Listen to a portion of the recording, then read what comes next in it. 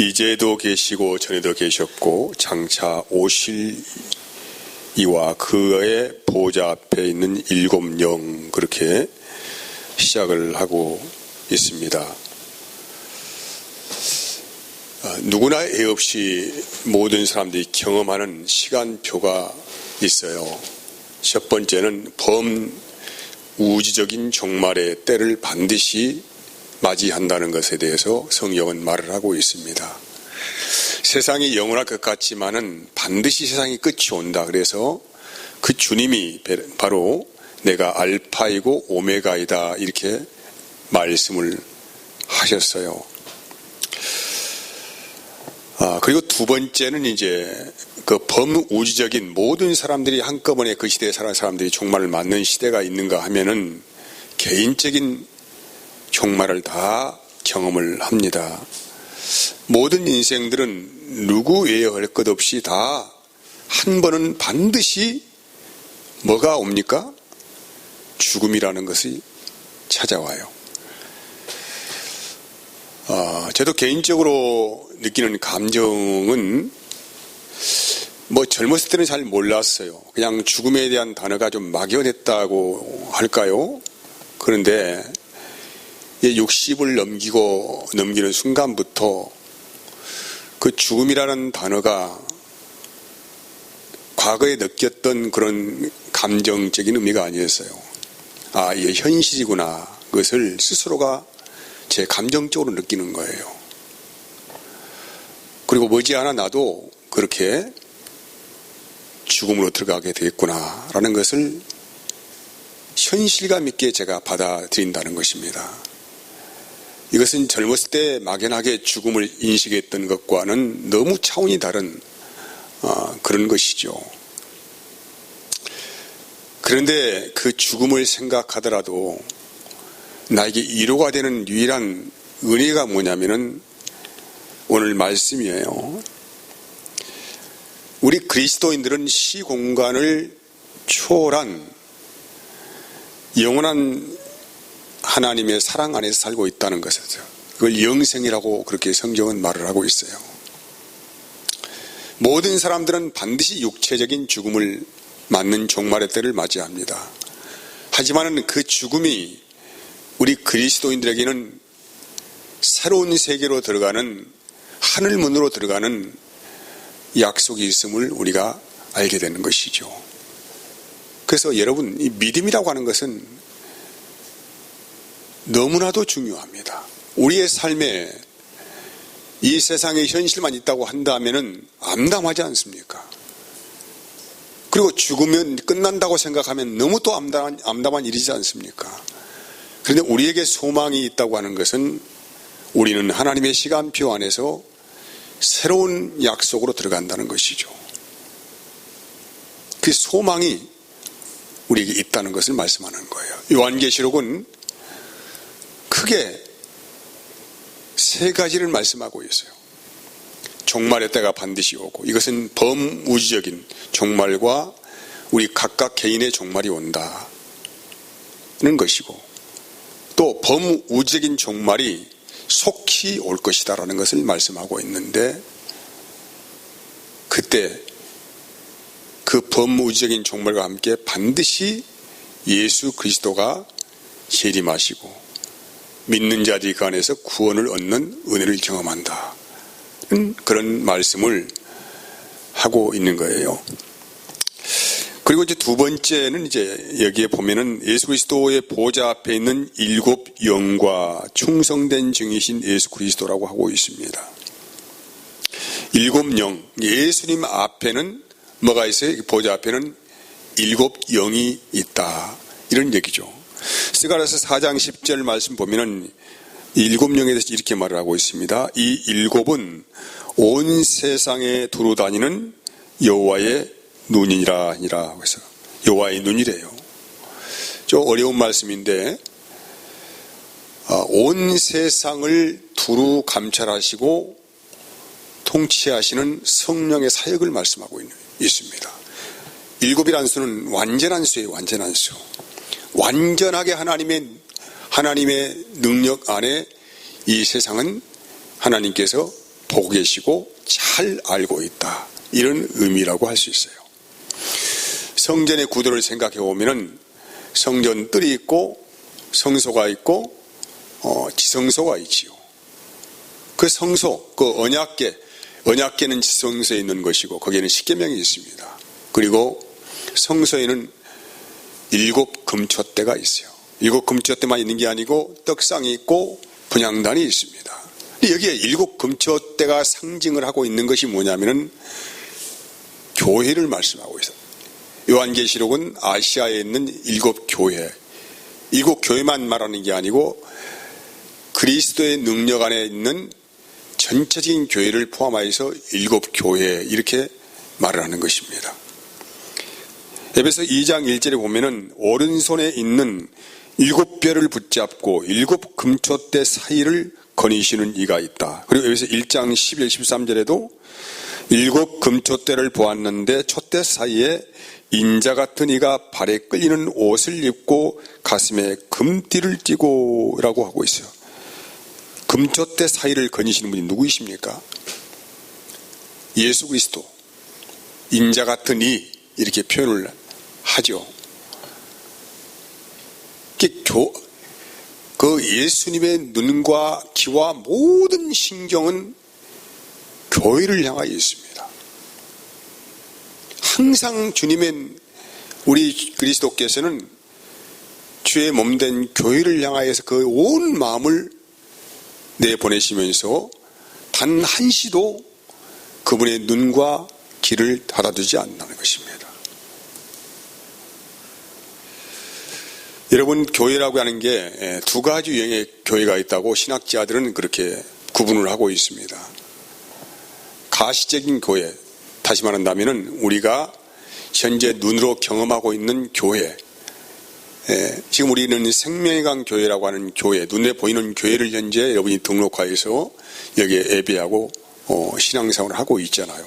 근데 이것은 그냥 그 지역에 있는 교회를 말하는 것이고, 그 지역의 교회 안에도 진짜 신자가 있고 거짓 신자가 있다는 것이죠. 이게 불가시적인 교회라고 하는 거예요. 눈에 보이지는 않지만은 반드시 있는 교회인데, 이 교회에 다니는 분들은 그 생명책에 이름이 기록되어 있는 사람들이에요. 다시 말하면은 예수님의 마음에 새겨진 사람들의 이름을 생명책에 기록된 이름, 이렇게 말을 하는 것입니다. 그래서 진정한 교회가 무엇이냐? 내가 어느 교회 다닙니다, 이 교회가 아니고 내가 그리스도 안에서 내 이름이 기록되어 있는가 이 말이죠. 그리스도 안에, 하나님의 마음 안에, 예수의 마음 안에 나의 이름이 기록되어 있는가. 나도 그분을 알고 그분도 나를 아는 그런 교회가 진정한 교회다 이 말이죠. 그래서 오늘 우리가 내가 어떤 교회에 다닌다, 출석한다 이걸 가지고 우리는 절대로 위로를 받아서는 안 됩니다. 왜냐하면 그 중에는 위장 교인이 있고 진짜 교인이 있다는 거예요. 그건 누구만 아십니까? 사람은 알 수가 없으나 누구만 아신다고요? 주님만 아세요. 주님만. 그래서 우리는 어느 누가 구원을 받았다, 구원을 못 받았다 이렇게 말을 하면 안 되는 것입니다. 그 판단은 누구만 하십니까? 그건 우리의 판단이 아니에요.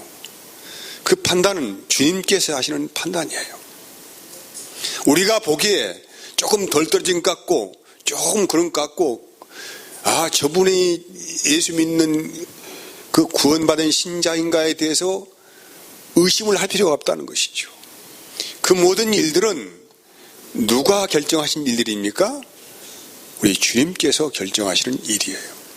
우리는 가타부타 판단을 할 수 있는 권한이 아무것도 없습니다. 그리고 그러면 예수님께서는 무슨 일을 하셨는가 이 말이죠. 이제 6절 말씀이에요. 우리를 사랑하사 그의 피로 우리를 죄에서 해방을 시키셨다. 그리고 아버지 하나님을 위하여 우리를 나라와 제사장을 삼으셨다는 거예요.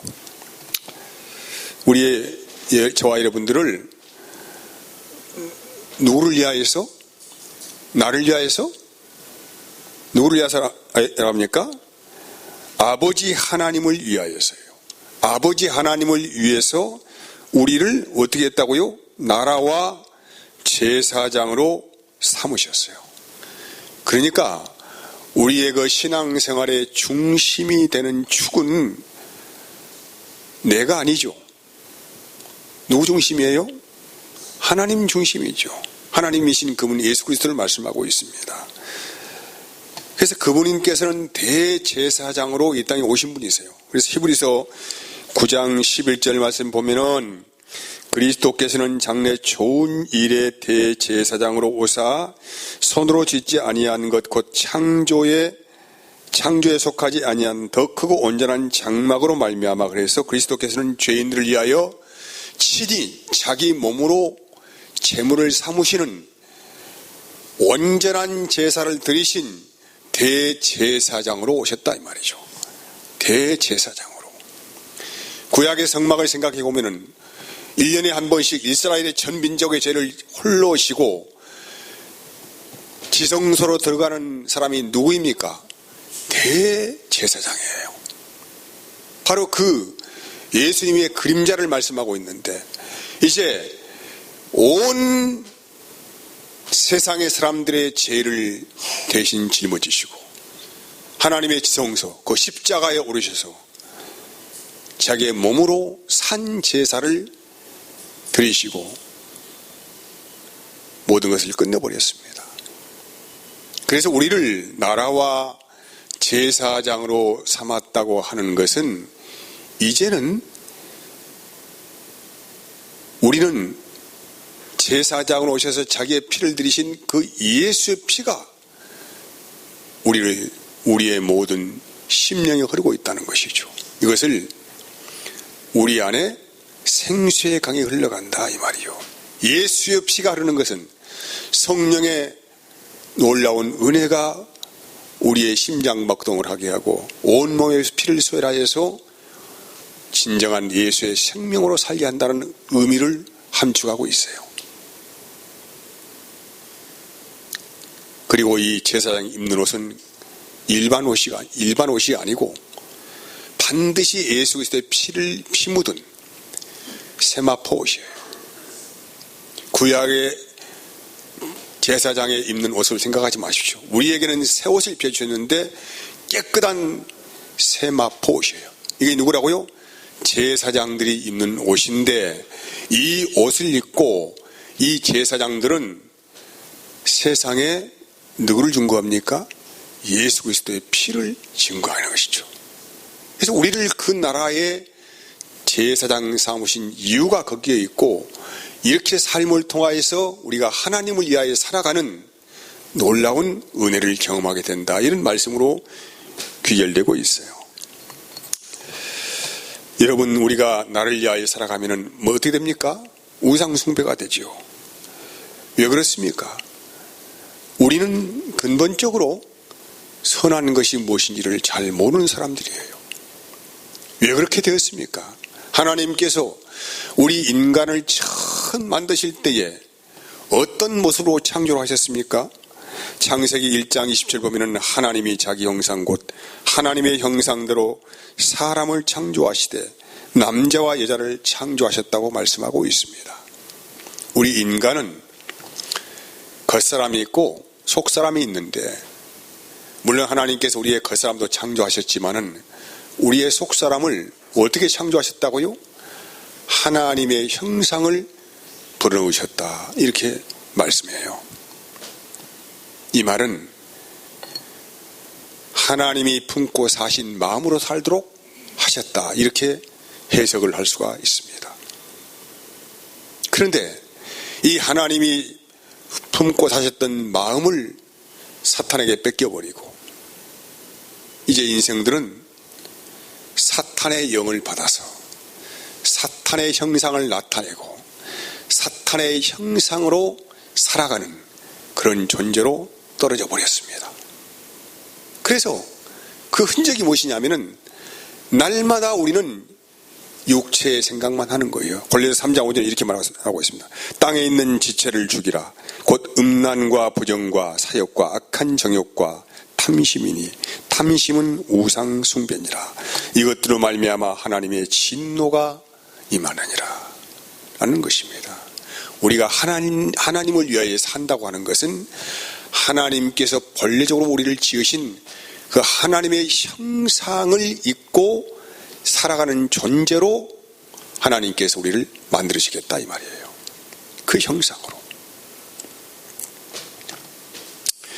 그리고 이 하나님의 형상을 입고 살아가는 자들은 이 세상에서 육신이 원하는 삶을 거부하기 때문에 오는 여러 가지의 어려움과 핍박과 환난을 만날 수가 있어요. 바로 요한계시록이 현재 그 내용을 담고 있어요.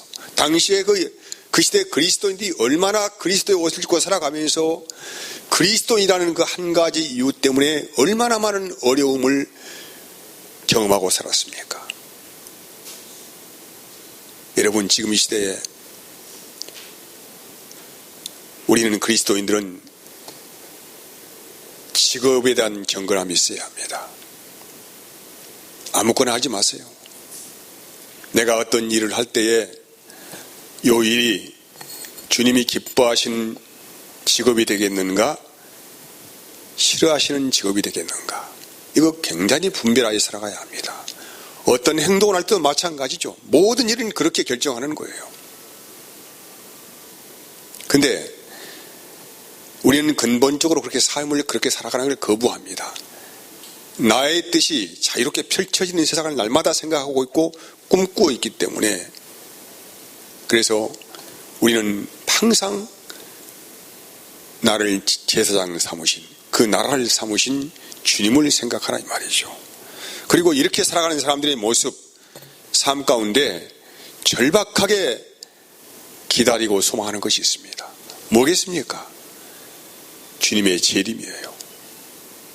만약에 그런 그리스도의 옷을 입고 살아가지 않는 사람들에게는 주님의 재림이 의미가 없는 일이 될지는 모르겠지만은 이 세상에서 경건하게 살고자 하는 사람들에게는 주님의 재림만이 삶의 소망이 되는 것입니다.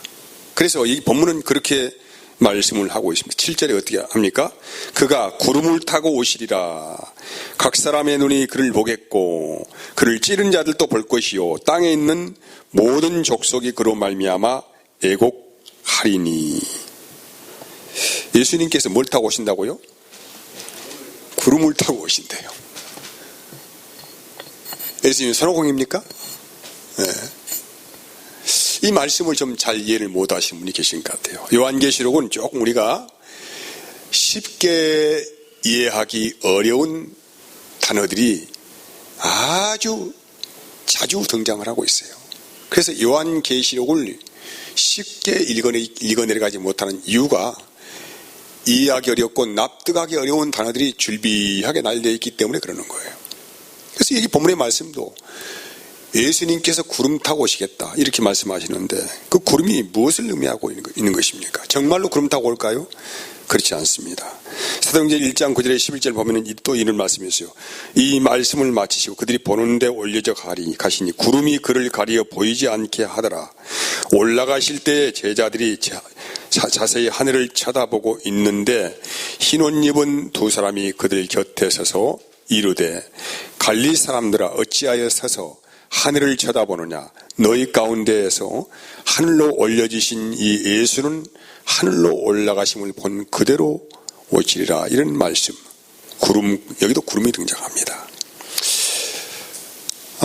구름은 첫 번째가 구름이 상징하는 의미는 하나님의 현현, 하나님의 임재를 나타내고 있어요. 출애굽기 24장 15절 말씀부터 보면은 18절까지입니다. 자, 모세가 산에 오르매 구름이 산을 가리며 여호와의 영광이 시내산 위에 머무르고 구름이 엿새 동안을 산을 가리더니 일곱째 날에 여호와께서 구름 가운데서 모세를 부르시니라. 산 위에 여호와의 영광이 이스라엘 자손의 눈에 명렬한 불같이 보였고 모세는 어디에 있어요?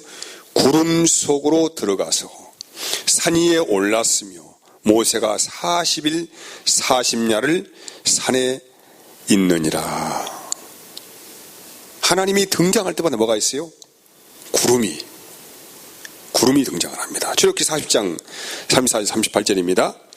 구름이 해막에 덮이고 여호와의 영광이 성막에 충만하며 모세가 해막에 들어갈 수 없었으니 이는 구름이 해막 위에 덮이고 여호와의 영광이 성막에 충만함이었으며 구름이 성막 위에서 떠오를 때에는 이스라엘 자손이 그 모든 행진하는 길에서 앞으로 나갔고 구름이 떠오르지 아니할 때는 떠오르는 날까지 나가지 아니하였으며 낮에는 여호와의 구름이 성막 위에 있고 밤에는 그 불이 구름 가운데 있음을 이스라엘의 온 족속이 그 모든 행진하는 길에서 그들의 눈으로 보았더라고 해요. 구름이 이 짧은 몇 구절에 무려 6번이나 등장. 구름이 어디에 구름이 현재 어디에 있습니까? 성막에 있어요. 모세가 하나님을 만나러 시내산에 올라갔는데 뭘 받으러 올라갔습니까? 십계명. 그 십계명을 받으러 갈 때 뭐가 있어요? 구름이 하늘을 가렸다는 것이죠. 그리고 열왕기상 8장 9절 11절 보세요. 9절부터 기 안에 있는 두 돌판 위에 아무것도 없으니 이것은 이스라엘 자손이 애굽 땅에서 나온 후 여호와께서 저희와 언약을 맺으실 때 모세가 호렙에서 그 안에 넣은 것이더라. 제사장이 성소에서 나올 때 구름이 여호와의 성전에 가득하며 제사장이 그 구름으로 말미암아 능히 서서 섬기지 못하였으니 이는 여호와의 영광이 여호와의 성전에 가득함이더라. 성전이 있는데 성전에 어디에 구름이 가득합니까? 반드시 언약궤가 있는 거예요. 그 지성소가 있는 곳에 구름이 가득하고 여호와의 임재가 거기에 나타났습니다. 다시 말한다면 하나님의 임재의 현현을 상징적으로 말씀하기 위해서 하나님이 보여주는 그 가신 그림이 뭐냐? 구름이에요. 구름. 내가 여기에 임재해 있다는 것이죠. 내가 여기에 있다. 그것을 하나님께서 알려주기 위해서 구름으로 자기의 모습을 보이신 것입니다. 그리고 온 세상에 편지하신 하나님의 영광을 또 말하고 있어요. 시편 104편 3절 4절 보면은 주께서 옷을 입은 같이 빛을 입으시며 하늘을 유시한같이 치시며 그 물에 자기 누각에 들보를 얹으시며 뭘로? 구름으로 자기의 수레를 삼으시고 바람 날개로 다니시며. 하나님께서 정말 구름 타고 자기 수레를 삼고 다니실까요? 그런 의미가 아니겠죠. 온 세상을 신속히 바라보시는 온 세상에 충만하신 하나님의 영광을 지금 구름으로 표현하고 있습니다. 그리고 출애굽 19장 9절 여호와께서 모세에게 이르시되 내가 빽빽한 구름 가운데서 내게 임함은, 그러니까 하나님께서 모세를 만날 때에 내가 빽빽한 구름 가운데서 내게 임함은 그 이유가 있다는 거예요. 내가 너와 말하는 것을 백성들이 듣게 하며 또한 너를 영영히 믿게 하려 함이니 모세가 백성의 말을 여호와께 아뢰었으니. 그래서 하나님 자신의 임재를 나타내는 것을 모든 사람들이 볼 수 있도록 하기 위해서 빽빽한 구름 가운데서 모세와 만났다. 이렇게 말씀하고 있어요. 또 두 번째의 구름이 상징하고 있는 심판과 구원의 의미를 가지고 있어요. 왜냐하면 지금 내가 이렇게 말씀드리는 것은 여러분이 앞으로 요한계시록 읽어갈 때에 어려운 단어들이 나오는데 그냥 자기의 의미로 상상하면 그 말씀의 의미를 전혀 이해하지 못합니다. 그래서 지금 말씀드리는 거예요. 이사야서 19장 1절 보면은 애굽에 관한 경고라. 보라, 여호와께서 빠른 구름을 타고 애굽에 임하리니 애굽의 우상들이 그 앞에서 떨겠고 애굽인의 마음이 그 속에서 노구리라. 하나님께서 애굽을 심판할 때 빠른 구름을 타고 임한대요. 정말 그랬습니까? 그렇지 않죠. 하나님이 신속히 애굽을 치신다는 그 말씀을 하기 위한 것입니다. 마태복음 24장 29절 31절 그날 환난 후에 즉시 해가 어두워지며 달이 빛을 내지 아니하며 별들이 하늘에서 떨어지며 하늘의 권능들이 흔들리라. 그때 인자의 징조가 하늘에서 보이겠고 그때 땅의 모든 족속들이 통곡하며 그들이 인자가 구름을 타고 능력과 큰 영광으로 오는 것을 보리라. 환난의 날에 모든 사람이 하나님의 임재를 똑똑히 볼 수 있도록 구름을 타오시겠다는 거예요. 그러니까 어느 누구도 하나님의 임재를 보지 못할 사람이 없다. 그의 심령 안에서 그 모든 것을 알 수 있다. 이런 말씀이죠. 누가복음 21장 20절 보면은 환난의 날이죠. 예루살렘이 로마의 군대에 정복되는 그 날씀을 향적으로 말씀하고 있고, 두 번째 이 말씀이 예언하는 것은 속히 오실 그리스도가 재림할 때라는 징조들 또한 포함하고 있는 내용이에요. 그 27절 보면 이렇게 되어 있어요. 그때 사람들이 인자가 구름을 타고 능력과 큰 영광으로 오는 것을 보리라. 그분은 속히 오신다 이 말이죠. 속히 구름을 타고, 구름은 아주 빠른 속도로 이동을 하는 거예요. 속히 오신다. 하나님의 임재는 속히 일어난다. 조금만 기다리라. 조금만 참아라. 인내해라. 세상과 타협하지 말아라. 인자가 구름을 타고 오신다. 이런 말씀을 속히 오신다. 빠르게 오신다. 이 시간에 너희가 살아가는 인생의 역사 시간은 하룻밤의 경전과 같다. 이 말씀을 하기 위해서 구름 타고 오신다 이런 말이죠. 그래서 또 세 번째 의미, 하나님의 임재 안으로 들어가서 주님을 영접한다는 의미를 가지고 있어요. 데살로니가 4장 15절 17절 말씀, 우리가 주의 말씀으로 너희에게 이것을 말하노니 주께서 강림하실 때까지 우리 살아남아 있는 자도 자는 자도 결코 앞서지 못하리라.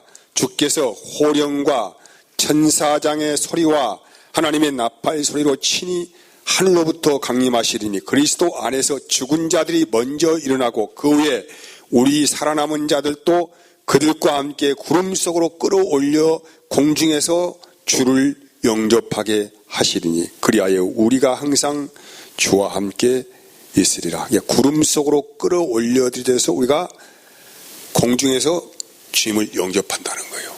이것을 여러 성경학자들은 주의 재림과 함께 우리가 공중재림한다. 우리가 공중재림, 공중에서 주를 만난다 이렇게 말을 하고 있는데 그런 의미가 아니죠. 주의 현실적인 임재 안에서 그분을 만난다 이런 말이에요. 누구만 만납니까? 주의 재림을 기다리는 그리스도의 영이 있는 사람들만 현실적인 임재 안에서 주님과 만나는 놀라운 사건이 지금 이렇게 표현된 것이라고 할 수가 있는 것입니다. 결론입니다. 주님은 반드시 속히 오십니다. 우리 인생은 하룻밤의 꿈과 같습니다. 그러니 우리가 이 세상에서 어떤 일을 만난다고 할지라도 허무한 것에 굴복당하지 않고 하나님의 영광을 바라보면서 잘 참아내고 견뎌내고 하나님의 선한 싸움 안에서 영적인 싸움의 전사의 값을 잊고 살아간다고 하면은 속히 그분이 오셔서 그분의 영광 안에서 우리는 그분을 만날 수 있는 날이 우리 모든 성도들에게는 약속이 되어 있다는 말씀으로 끝을 맺습니다. 할렐루야. 자, 기도하겠습니다. 하나님 감사합니다.